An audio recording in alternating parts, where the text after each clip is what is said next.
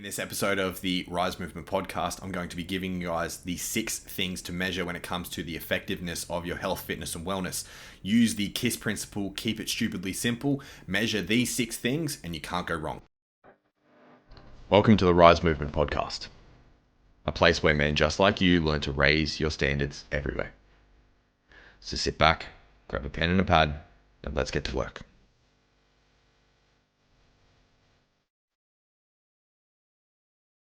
Welcome to the RYSE Movement Podcast. I'm Dave Kerastesi, and in this episode, we're going to be wrapping up the end of the month of health, fitness, and wellness, talking all about the things that I do and the ways that I keep it using the KISS principle, keep it stupidly simple, to measure the effectiveness of a diet, training plan, stress, and overall body composition for performance.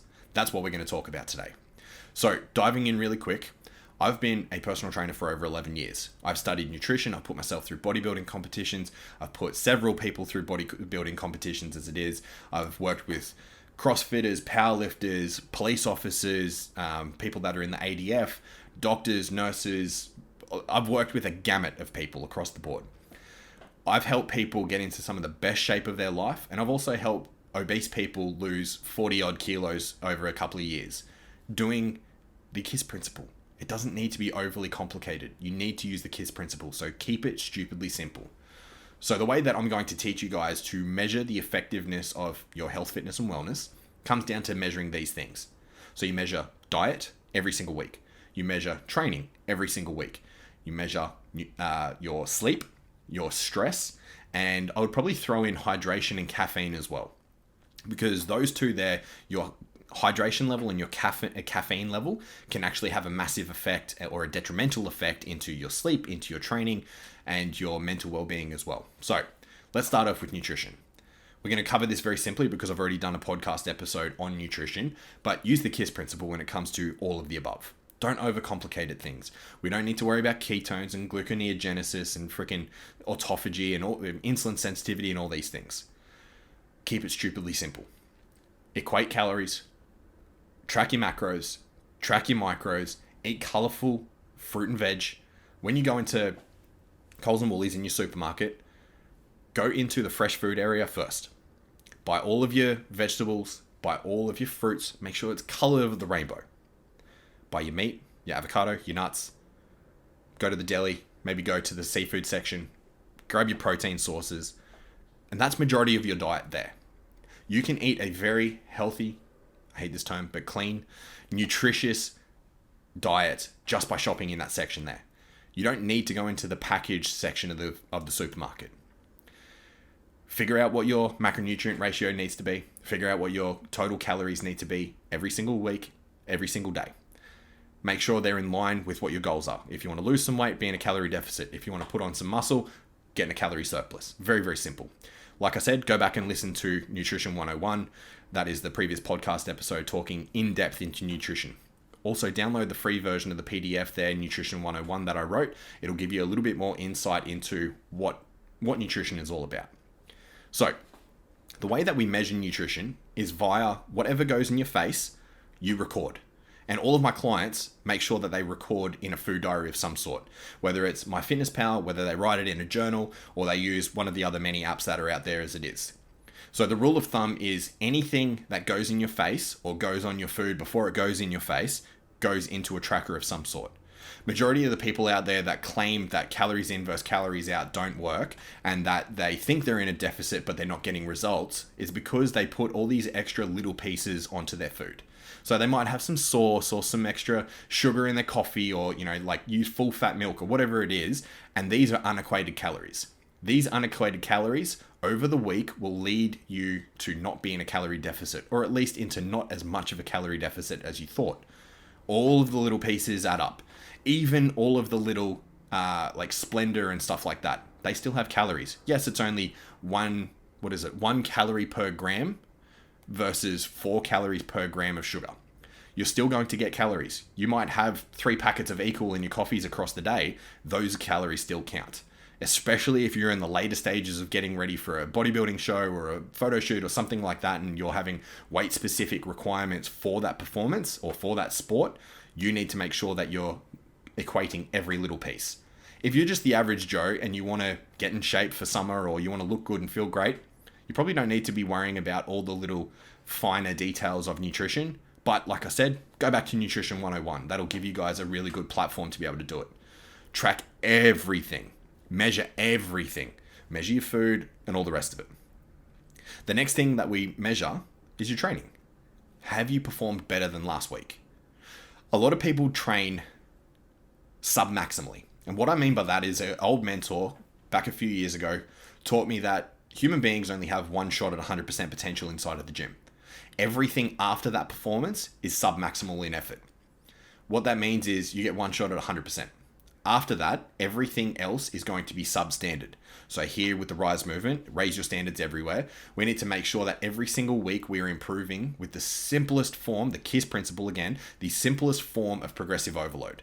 So 1 rep, 1 kilogram better every single week. If we're doing cardio and conditioning, 1 second faster, 1 meter longer.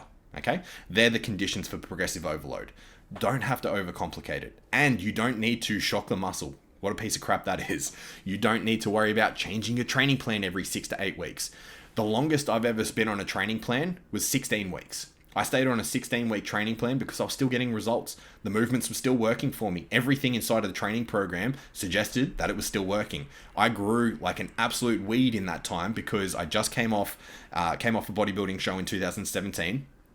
I was rebounding like crazy. My deadlift went from 235 for 1 up to 260, 262, somewhere around that in like 12 weeks time. It was amazing because I was in such a calorie surplus and I was training hard. I was recovering well, sleeping well, all the rest of it. My results kept going. So why would I change my training program if I'm still getting results from it? If you're still yielding results from a training plan, you don't need to change the fucking plan. Just stay with it. Stick to the progressive overload system and just day in, day out, do the work that you need to do.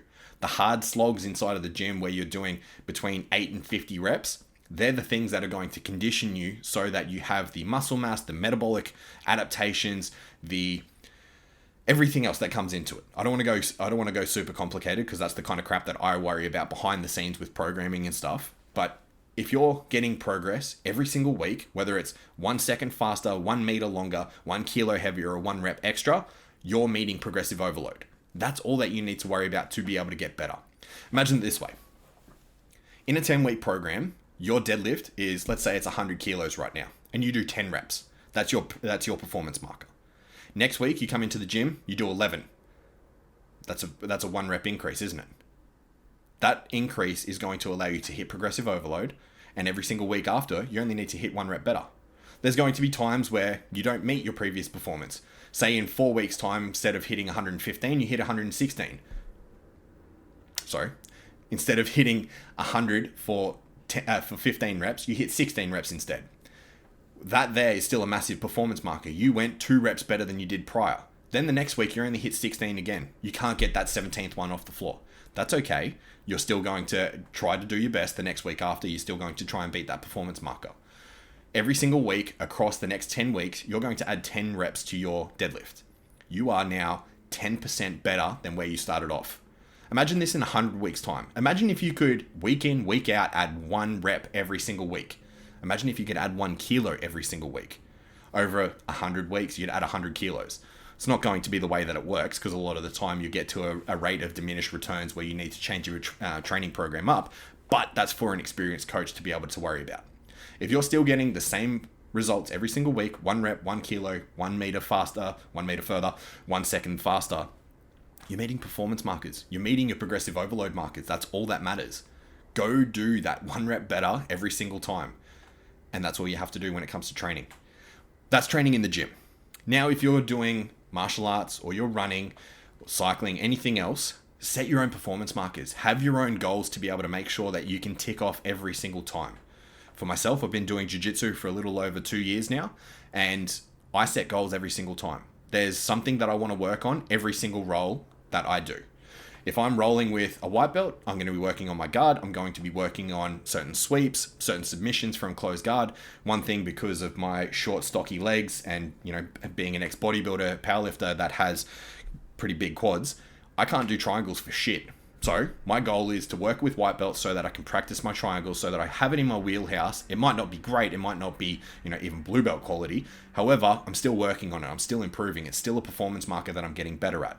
At the moment, when I'm working with other blue belts or even purple belts, I'm working on more advanced sorts of guards. I'm doing things like reverse De La Riva, X guard, single leg X, all these sorts of things, so that I can work on more complicated, more advanced stuff while I'm working with someone who's more advanced. I want to do specific things every single time I train. So you guys need to set your own little goals and your own little performance markers with whatever your choice of exercise is. If it's combat sports, cycling, rock climbing, whatever, you need to set performance markers to be able to measure its effectiveness, because otherwise, how are you meant to know when you're getting ahead? How are you meant to know that you're progressing? If you have nothing to measure, you are essentially assuming. And you remember what that cliche saying is about assuming? You make an ass out of you and me. So measure your training progress. Measure it week. It doesn't have to be week to week. Honestly, it can be every 2 weeks. But I like to measure things every week because I like to know what I can change in the near future that I can have a direct result in someone's life, especially with my clients, and know how effective it is to make that change. The next thing that we're going to worry about, the thing that we're going to measure, is sleep. Now, if you haven't heard Dr. Matthew Walker on the Joe Rogan podcast, I'm going to suggest that you go listen to that. At least queue it up in your Spotify and your YouTube, whatever it is that you listen to podcasts on. Queue that episode up now, okay? So Dr. Matthew Walker is his name. Also, he has an amazing book called Why We Sleep. When he went on the Joe Rogan podcast in, I think, 2018, maybe 2019, I listened to that podcast and all the facts and figures that he laid out. I then read his book, and I read it. I did it on Audible, so I listened to it, and I listened to it at about 2.5 times speed, just so that I could get through it and absorb all of the information and take notes and everything as I went. From that point, I have slept 8 hours every single night, unless there's been, like a night out or something like that with the missus. Every night. 8 hours minimum. You will understand why when you go and listen to that podcast. Sleep is the number one underutilized performance marker that we have available to us right now. And as men, we often do jobs that require us to get up super early or be home late at night.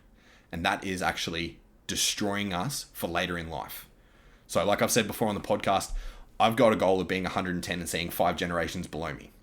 I'm not going to be able to do that if I'm not getting the right amount of sleep now. Like, we sleep 1/3 of our lives. If I'm not getting the right amount of sleep now, there's no way in hell I'm going to be able to have enough resilience, health, and wellness to be able to last until I'm 110. It's just not going to happen. I'm not going to give it away because you guys need to go do the work yourselves.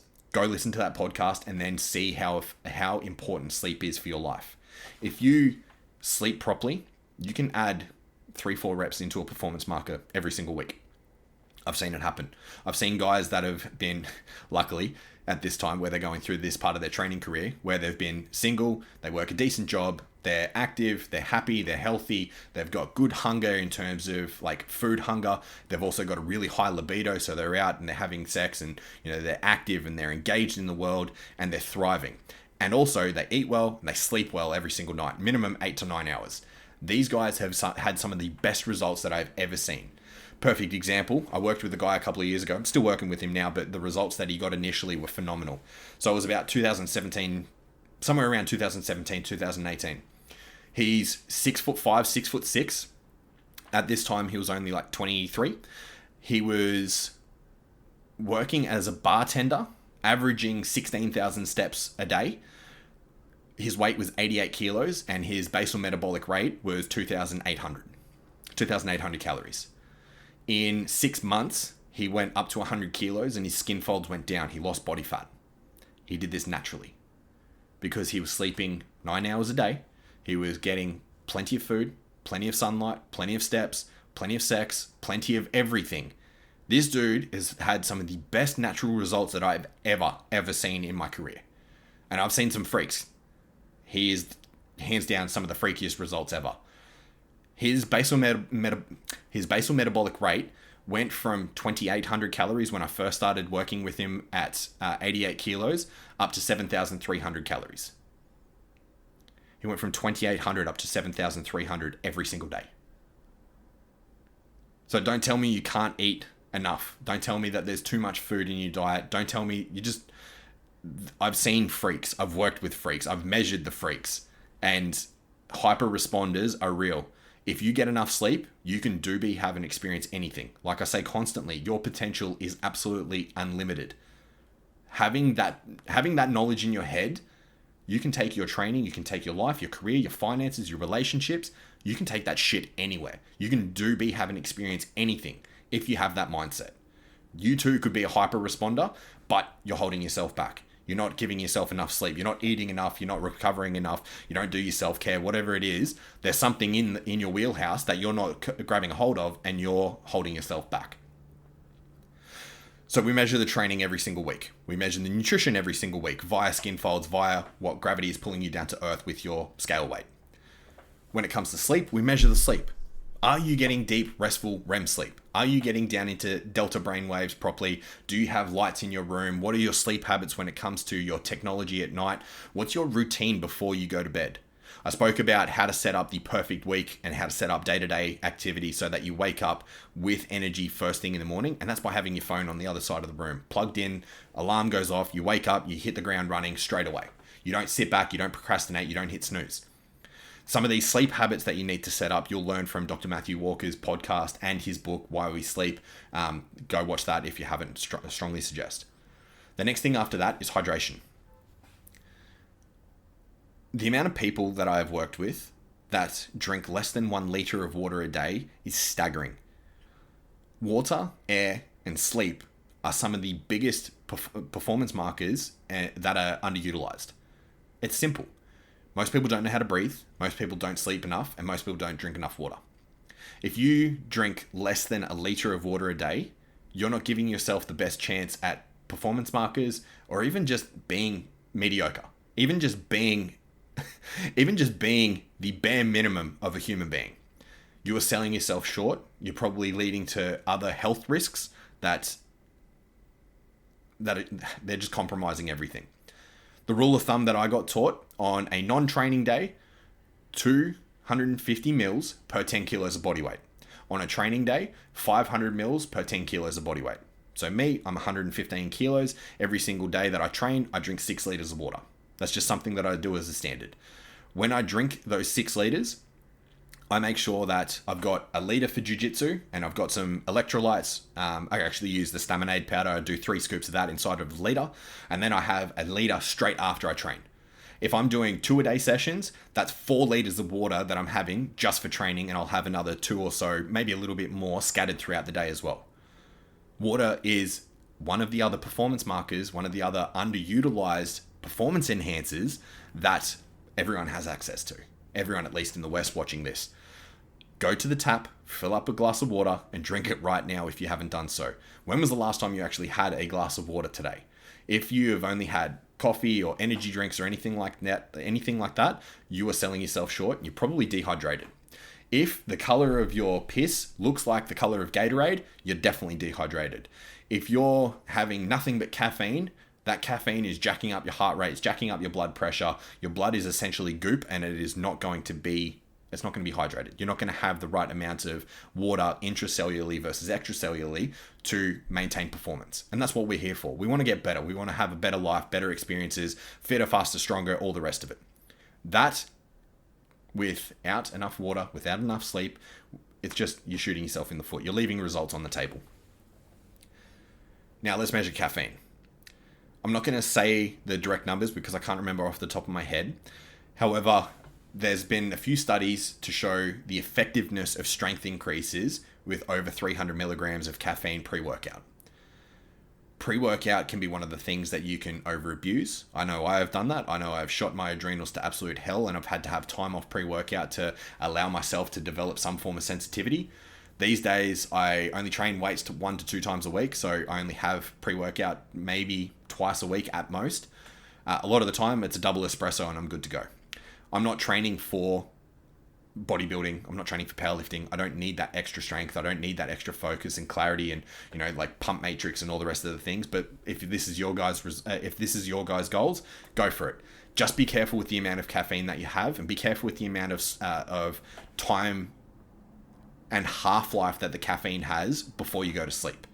So if you notice that you're sensitive to caffeine, maybe look for a pre-workout that's going to have very, very low stimulants, and it's going to have more of a pump matrix. Ingredients like, let's look at like beta-alanine, citrulline malate, AAKG is not really in. Things like betaine betaine anhydrous. There's another few others that I can't come off the top of my head because I'm focused too heavily on everything else with nutrition. It'll come to me later and I'll revert back to it. But anyway, the thing that we're looking at is figuring out what your caffeine sensitivity is for how close to bed you need to go. If you're training late at night and you're not going to bed until 12, 1 a.m. and you have to wake up at 6 a.m., 7 a.m. for work, you're doing yourself a very big disservice and you're shooting yourself in the foot with recovery, with performance, with quality sleep, making sure that you're getting deep REM sleep, making sure that you're getting into the deeper zones of deep sleep. You're not letting yourself actually recover. You're probably going to sleep and you're staying in high range beta brain waves and not actually getting into a deep sleep for at least another hour and a half after you first actually go to sleep. You're doing yourself a massive disservice. If you have, like me, a little bit ADHD and you can drink an espresso and go straight to bed, have a look at that and see what your requirements for stimulants are. I know for myself that I can drink an espresso at about 7 o'clock at night and go to bed 9:30, no worries. I've also done some DNA testing a few years ago. I was a part of a few studies for, I think it was Bond University and a company called Evolt. And we were looking at DNA markers, like epigenetics and things like that. And I actually have the gene necessary for high caffeine absorption and metabolization. So much so that I can have it within 2 hours of going to bed and it not affect my sleep whatsoever. However, I also have a gene that anything over, I think it's 600 milligrams of caffeine total for the day, and I'll start to get anxious from it, which is really interesting because I love my espresso. But if I go over like 5 espressos throughout the day, then I'm a wreck. I'm an absolute wreck. So figure out what your own caffeine tolerance is, measure its effectiveness, figure out what was my performance markers on the day, did I meet the requirements, did I sleep properly, eat properly, hydrate properly, and if I still missed my performance markers, was it because that I had too much caffeine, or did I not have enough caffeine? This is an interesting one for you to play with. Start playing around, start figuring out your dosages. Remember, if you get a proprietary blend of a pre-workout, don't go back to it. Use the rest of the tub, but don't go back to it. They're honestly sprinkling in shit that's probably going to make you feel and get more of a feeling-based response. Like you're going to get the tingles, you're going to get a big rush. You're not going to really enjoy or get any real benefits out of the pre-workout if it's a proprietary blend, because proprietary means, it's hidden. They can have sprinkles of each ingredient, but it's predominantly going to be like cornstarch and a bit of caffeine anhydrous to be able to pump you up and make you feel like you're going really hard, but you're actually not. I used to be sponsored by a supplement company back a few years ago, and I helped formulate their pre-workout to make it so that it was like clinical dosage across every single ingredient, and that was absolutely amazing. But the company's no longer around. It is what it is. And then comes to stress. If you're stressed out, how do I put this nicely? If you're stressed out, your training's going to be shit. If you can't get out of your head, your training is going to suffer.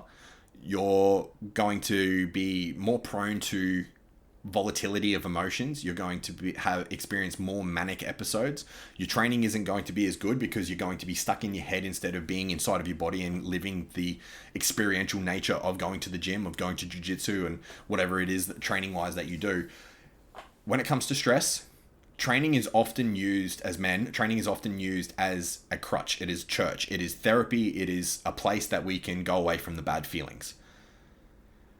However, what if you can't train properly? What if you get injured? What if your mental health safe haven no longer becomes accessible for you because you're injured or you're ill or something like that? What are you going to do for your mental health? This is why a couple of episodes ago we spoke so heavily into self-care. You need to create habits, routines, rituals, behaviors around your mental health. Doing things like listening to podcasts, meditation, reading books, journaling, breath work, going and doing retreats, going and doing like men's walks and, circles and stuff like that. They are going to be the thing that allows you to stay level-headed throughout your week. These are the things that are going to allow you to be able to get the most out of your training, the most out of your diet, the most out of your sleep, if you're taking care of your mental health. Counseling, therapy, coaching is all some of the things that you should be doing to make sure that you are operating at the top of your game. These things are not for those that are only broken, that are only lost, that are traumatized, that are abused. These are tools and resources for you to access to be at the best, to reach your performance markers. I know so many high-functioning individuals that have therapists, and they have therapists because they need someone that they can trust that has a lot more resourcefulness and resources to be able to give them and provide a framework and a strategy so they continually move forward, so they continually operate at a high standard and go meet their performance markers in all other areas of life. I'm actually back in counseling now. We've got some shit, like I've said before, going on in our personal lives that require us all to go through some counseling. This is a place for us to be able to talk, to heal, to integrate, and to forgive, which is a really hard thing to say knowing what I know.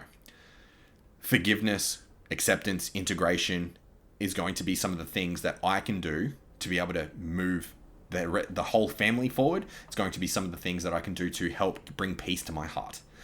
The healing nature of things, it's like, think of it like an onion. There are layers to trauma. There's layers to abuse. There's layers to healing.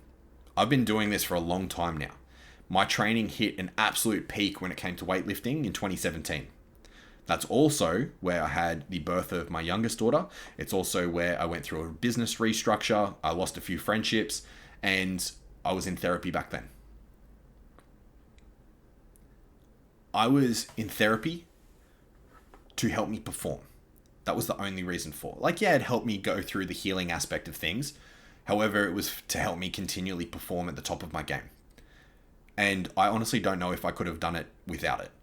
This time around, knowing all I know, having all the resources that I have, the training, the friends, the family, the businesses, everything that I'm doing, I don't know if I could keep it together if I wasn't doing counseling again.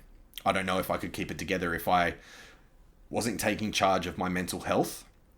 And actually, one aspect of my mental health that I've gotten some help with is I've just been prescribed medicinal marijuana in flower form and also in oil. That has been an absolute game changer for myself. I can't understate enough just how effective this has been for my mental health, and to give myself the space and the clarity of mind to create, to have more creativity, to do. That's what the RYSE movement is essentially birthed from. The creative space I've given myself because of this level of self-care, because I'm taking care of my mental health in this way, in this shape, in this form, in this beautiful space and container that I've created. It is so damn important that you take care of your mental health. It's not weak to speak. You definitely need to do it with someone who's qualified though. You can't just go down to the pub and talk to a mate and go, man, I'm really fucked up in the head. I think about killing myself. You can't just do that. You can't lump that onto someone else's shoulders who has no idea how to deal with that. And as blokes, we're horrible at talking up. We're horrible about being authentic and talking about the true things that require courage and vulnerability to speak about. Like, there's been times in my life where I've been really anxious. I've had panic attacks every single day. I've self-harmed. I've done things because I'm experiencing states of depression. And a friend can't pull you out of that. They can be there for you. They can hold space for you. They can hear you out. But they don't have the tools, resources, and strategies to be able to help bring closure and integration to this.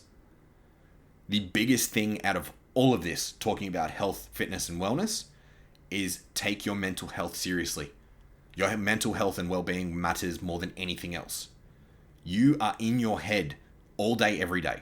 You get no reprieve from that bastard. If you're not taking care of the voice that's inside of your head, calming it down, giving it some other things to focus on, integrating trauma, integrating abuse, healing relationships with your father, your mother, your grandparents, the roles and responsibilities of being a father, all of the things. If you're not reconciling with all of that and coming to a place of, if not peace, but contentment, you're doing yourself a disservice.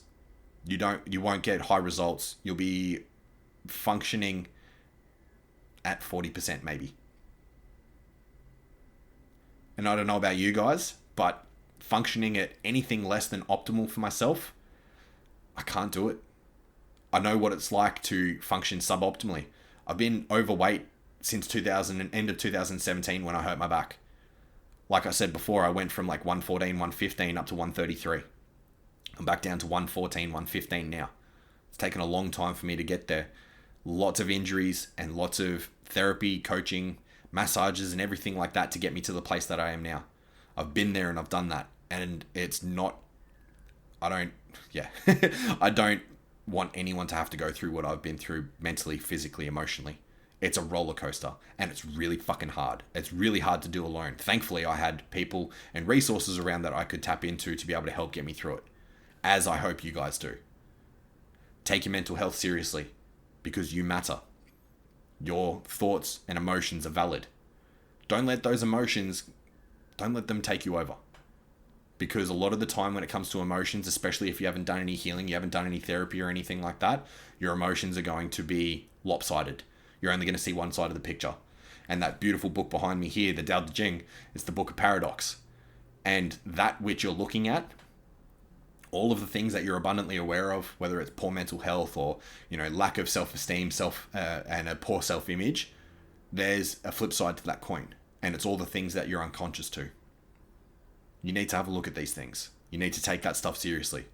Because when it comes to mental health, you live with your mind every day. And if that chattering monkey doesn't shut up, doesn't get off your back, what are you going to do then? Where do you go for peace if your mind, the thing that you live in constantly, is constantly chattering at you? It's constantly annoying you. It's constantly sounding like your father, your mother, your school teachers, your coaches, whatever it is that was an authority figure in your life, and it's putting you down. It's telling you that you're worthless. It's telling you that you're a failure, that you're a piece of shit. What then? How do you live in that situation with someone who is abusive, yelling at you 24/7? Don't live through it alone. Don't suffer through it alone. Go get some help. Go seek a counselor, coaching, therapist, whatever it is. And if you want someone to help run you through it, to take you through a framework, because I've been there and done that, and some of the results that I've had with people have been absolutely amazing. I'm here. I'm available. I will help you. All you need to do is reach out. Get out of your own way. Reach out and say, hey, Dave, I need some help. And I'm here for you, bro. I got this. I'm going to help hold you to a higher standard. I'm going to help you hold yourself to a higher standard. So, measure all those things. Measure the effectiveness of your diet, your training, your sleep, your hydration, caffeine, and your stress. Nail those things. Create action plans around those things moving forward so that you can progress, so you can have better performance markers. And it's absolutely gravy. You're good. And if you need some help with any of it, message me, email me. My links are down below. All you need to do is send me a DM and we can go from there. That's it for health and fitness. We're going to be jumping into relationships over the coming probably month or so. Like I said prior, relationships have been some of the greatest teachers in my life. I've fucked up many, but I've done a really good job with the one that I've got now, with my queen, my fiance, and all of the lessons and all the twists and turns that I've learnt on this journey, I'm going to teach you guys. We're going to go through communication, intimacy, connection, understanding the 5 love languages. It's another book that I've got somewhere in there. It's with one of my clients, but we'll be going through that as well. Lots of stuff to look forward to. Thank you so much for being here, men. Much love, and until I see you next week, take care. Thank you for being with me today. Thank you for subscribing and leaving a review. It really helps us out. Until next time, take care and much love.